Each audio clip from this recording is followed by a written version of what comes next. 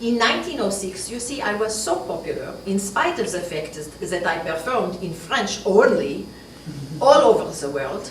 People would save their money, and for months they would not go to see other shows, which made the theater syndicate very, very unhappy, because they lost money. Yeah? Anyways, they banned me from the theaters. Imagine that. Well, Madame Sarah does not take this kind of thing sitting down. I had a tent specially manufactured, and it was put up at Cycle Park, which is now the Esplanade. It held comfortably 4,000 people, and then there were another 1,000 that filled the tent and 5,000 more outside the tent. You can't imagine. It was, and of course the acoustics were not like in a theater, but people came anyway, and they wanted to see me anyway, and they wanted to hear me, although in the tent it was hard to hear me. They came anyway. Well, when it came right down to it, who do you think won? Madame Sarah or the theater syndicate? The theater syndicate lost because they broke down, and they then allowed me to perform in their theaters because there was no way around it. Sometimes people ask, you know, about the leg that was amputated. You see, in a performance, I actually played close to 150 roles during my lifetime, and in one of them I was supposed to jump out of a window in the set. And there was supposed to be a mattress on the other side to break your bone. Exactly. But the stage people forgot to put it there, and I injured my knee, and for years it caused me so much pain. And it just got worse and worse, and finally it was too much. I said to the doctor, cut it off. Well, after the operation, I got a telegram from one of your circuses here in this country. They wanted to know if they could put my leg on display, and they pay me $10,000. I said, which one?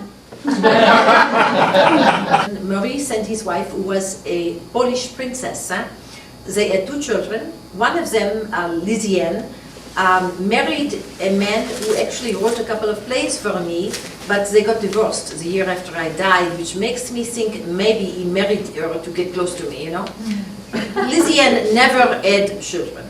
My other granddaughter got married and had a couple of children, and that line has gone on. My understanding is there are maybe 25 or so descendants. I'll be perfectly frank with you. I performed not just in the États-Unis, United States, okay, but in Canada, in Cuba, in Hawaii, all over South America, Russia, Australia, everywhere. The only time that a breeches role or travesti works is when the intellectual dominates the physical. So you can't play a breeches role where it is a macho man. A woman can play a macho man. It has to be something where the intellectual dominates the physical. But for the most part, I am a tragedian and not a comedian.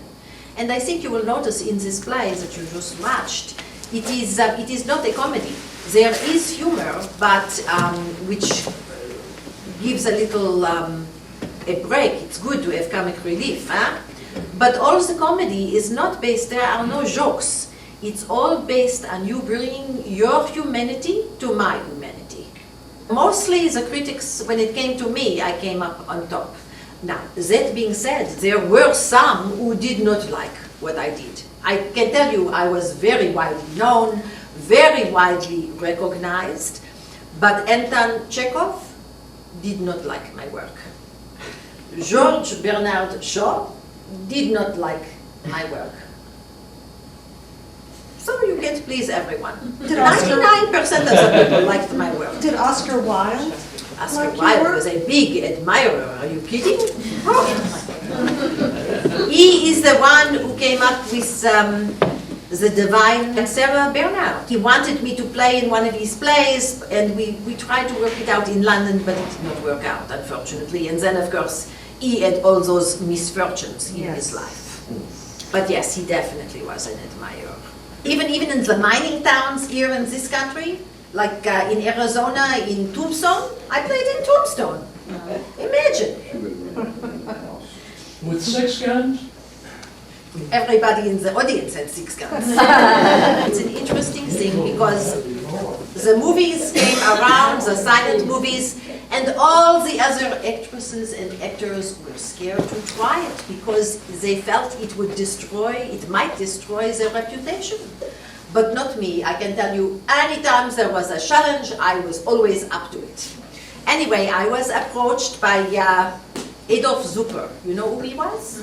He was the one who founded, exactly, you're very good. Did you do research before you came No, here? I read your book. You read my program.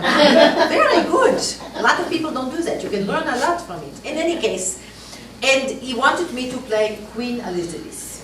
You know other people who played Queen Elizabeth? More recently, yeah? Well, I was the first on the screen. And it was a big hit. The first full-length silent film. It's the one, probably not my best acting, because at that time we did not think of it as movies, and we went on, it was a photo play, and we performed much the way we did in the theater. So it was not the same kind of naturalness, huh? And of course it is silent, so you can't hear what I'm saying. But it was a big hit, and the biggest. Don't you think it was the biggest? And there were others, I think. How many films, David? 8. Eight films. But the last one, La Voyante, I did not complete because I died. Huh? Correct. A stand-in came in That's my understanding. afterwards and The completed stand-in your came scenes in with to her back finish to it. the camera. Some of these old films, you know, they're lost. You read about this, so some of them are lost. The problem is if these things are not conserved in places that are cool and so forth, they can just, the film just gets destroyed. But they are still finding some of these things, and I live in hope that this time around, during my current life, now that I've come back, something will be found, and who knows, maybe some of the things I'm doing now will be on film. And you had a chance to play one role. I would want to play Carol Dunitz.